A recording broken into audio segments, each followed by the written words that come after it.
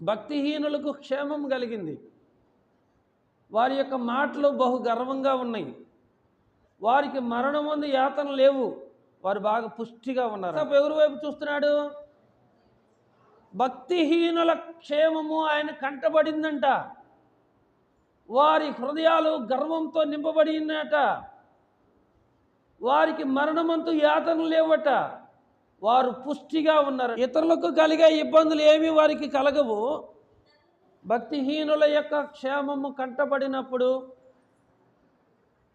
గర్వించిన వారిని బట్టి మత్సరపడుతున్నాడు. భక్తిహీనులకి దేవుని భయం లేదు. అయినా వాళ్ళు ఏ విషయంలోనైనా వాళ్ళకి కలిసి వస్తుందంట. వారి యొక్క క్షేమం కంటబడినప్పుడు ఈయన మనసులో ఒక మాట అనుకుంటున్నాడు. ఏమంటున్నాడు? అయ్యా, వారికి యాతన లేవు, మరణ వేతనలు లేవు, వాళ్ళు పుష్టిగా ఉన్నారు, వాళ్ళ కన్నులు బాగా కొవ్వి ఉన్నాయి, నిజంగా వాళ్ళు గర్వాన్ని కంఠహారంలాగా వస్త్రంలాగా ధరించుకొని ఉన్నారు. నేను ఇంత మంచిగా ఉన్నా, ఇంత యథార్థంగా ఉన్నా, ఇంత ప్రార్థన చేసుకుని ఉంటున్నా, దేవుని సన్నిధికి వెళుతున్నా, నా హృదయమును నేను శుద్ధి చేసుకొనిట వ్యర్థమే. ప్రభువారు ఏమన్నాడు? హృదయ శుద్ధి గలవారు ధన్యులు, వారు దేవుణ్ణి చూచెదరు అన్నాడు. మరి ఈ ఆసాపు ఏమంటున్నాడు? నేను నా హృదయాన్ని శుద్ధి చేసుకునిటగా వ్యర్థమే అంటున్నాడు. వ్యర్థమా? హృదయాన్ని శుద్ధి చేసుకున్నట్టు వ్యర్థమా? వ్యర్థం కాదు. ఎందుకంటే నీకు కష్టాలు, శ్రమలు, ఇబ్బందులు, పేదరికం నీకు ఉంటే ఉండొచ్చు. కానీ నీ చూపు అటు ఇటు చూడకూడదు, మనుషుల వైపు చూడకూడదు. ఆసాపు చూపు ఎవరి వైపు వెళ్ళింది? భక్తిహీనుల క్షేమం వైపు వెళ్ళింది. వారు చేసే పనులు, వారికి ఉన్నటువంటి పరిస్థితులను చూసి అంటున్నాడు, అయ్యా, మరణయాతనలు వారికి లేరు, వారు పుష్టిగా ఉన్నారు, వారు గర్వంగా ప్రవర్తిస్తూ ఉన్నారు. అయ్యా, గర్వాన్ని కంఠహారంలాగా ధరించుకుంటున్నారు, వారు వస్త్రంలాగా గర్వాన్ని ధరించుకుంటూ ఉన్నారు. నిజంగా వారికి మరణయాతన లేవు, వారు పట్టిందల్లా బంగారం అవుతుంది. కానీ నా పరిస్థితి ఎలా ఎందుకు అవుతుంది? వాళ్ళు భక్తిహీనులు, ఏనాడు దేవుని సన్నిధికి వచ్చేవారు కాదు, దేవుని మాటలు మాట్లాడేవారు కాదు, దేవునికి హృదయంలో ఎప్పుడు చోటు ఇవ్వలేదు, దేవునికి సంబంధించిన ఏ కార్యక్రమాల్లో కూడా వాళ్ళు పాల్గొన్నదే లేదు. కానీ వారికి క్షేమంగా ఉంది. నేను నా హృదయాన్ని శుద్ధిపరుచుకుని నాకు వ్యర్థం అంటున్నాడు ఆయన. నా అడుగులు జారిపోవడం సిద్ధంగా ఉన్నాయి అంటే ఏంది? విశ్వాసంలో జారిపోతున్నాడు. జారిపోయేవాడు ఆళ్ళనీళ్ళని చూస్తాడు. విశ్వాసంలో జారిపోయేవాడు ఎవరిని చూస్తాడు? పడిపోయే వాళ్ళని చూస్తాడు. అందుకని విశ్వాసం విషయంలో మనం జారిపోకూడదు. మనం వాళ్ళని వీళ్ళని అసలు చూడనేకూడదు. చూస్తే నువ్వు విశ్వాసంలో బలం పొందుకోలేవు. నువ్వు కళ్ళు మూసుకొని దేవుని స్తుతిస్తూ ఉండాలి.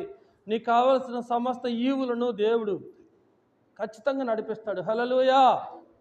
భక్తిహీనులు గర్వంగా మాట్లాడతారంట, ఎగతాళిగా మాట్లాడతారంట. ఎదుటి వాళ్ళని చూసి కీడుని గురించి వాళ్ళు మాట్లాడతారు.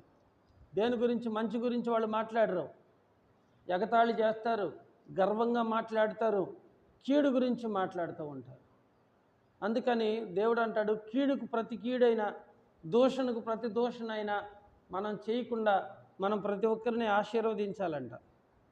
కంటికి కన్ను, పంటికి పన్ను, ప్రాణానికి ప్రాణం, హత్యకు హత్య కాదు. దేవుడు శత్రువులను కూడా ప్రేమించమని చెప్పాడు. ఇక్కడ భక్తిహీనులు దేని గురించి మాట్లాడుతున్నారు అంటే, వారు గర్వాన్ని కంఠహారములాగా ధరించుకొని ఉన్నారు, వస్త్రములాగా వారు ధరించుకొని ఉన్నారు.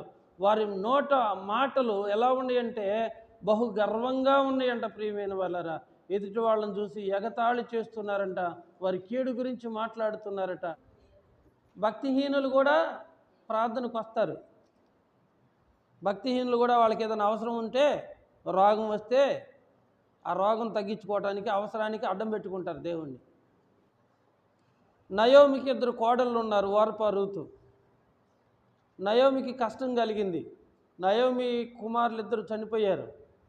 మళ్ళా నయోమి తిరిగి యోదయ బెత్లెహేంకు వస్తున్నటువంటి తరుణంలో మరి కోడళ్ళు 2 కూడా నయోమితో పాటు బయలుదేరుతారు. నయోమి కోడలతో చెప్పింది, నా కుమార్తెలారా, తిరిగి మీ గృహాలకు వెళ్ళిపోండి, మరలా మీరు పెళ్లి చేసుకొని పిల్లల్ని కానీ మీరు సంతోషంగా మీ జీవితాన్ని గడపండి అని నయోమి చెప్పినప్పుడు ఓర్పా తిరిగి వెళ్ళిపోయిద్ది. కానీ రూతు మాత్రం హత్తుకొని ఉండిద్ది.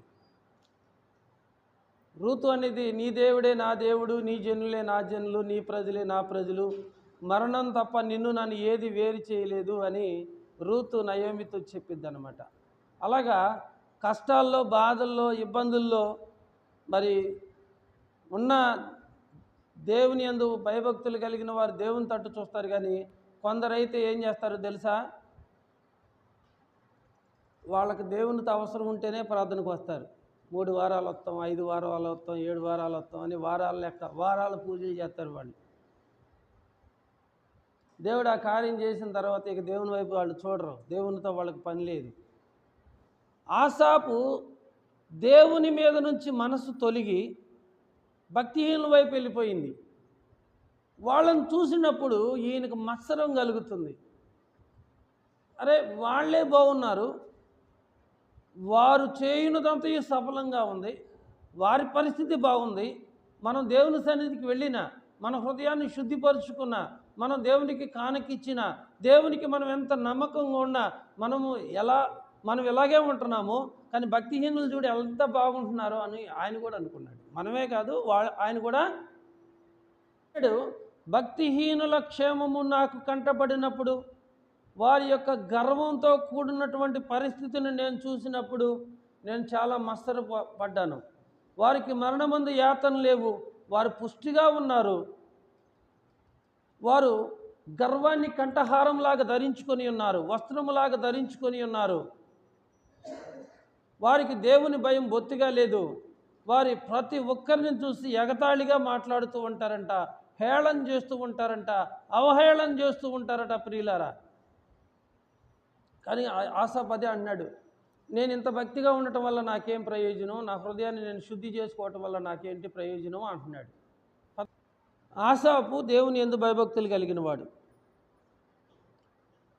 ప్రతి విషయంలో దేవుని మీద ఆధారపడేవాడు.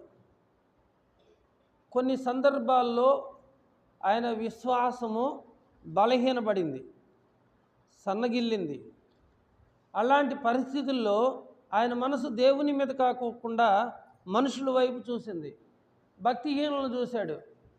మనము ఎంత యథార్థంగా ఉన్నా, ఎంత భక్తిగా ఉన్నా, ఎంత పరిశుద్ధంగా ఉన్నా, మన హృదయాన్ని ఎంత పరిశుద్ధంగా పెట్టుకున్నా, మన చేతులు ఎంత నిర్దోషంగా ఉన్నా నాకు ప్రతిదినం బాధే కలుగుతుంది. కానీ భక్తిహీనులు ఎలా ఉన్నారు?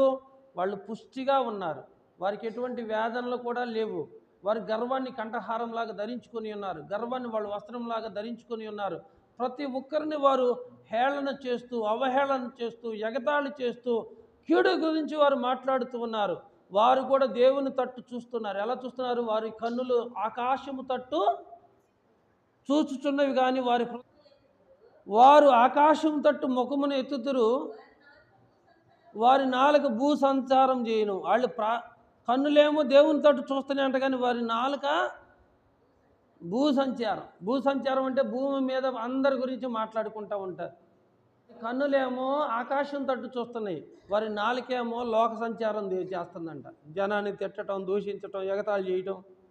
అందుకని నేనేమంటున్నానంటే, మనకంటే గొప్పవారిని చూడవలసిన అవసరం లేదు, మనకంటే తక్కువ వారిని చూడాల్సిన అవసరం కూడా లేదు. మన స్థితిని మనం చూసుకోవాలి.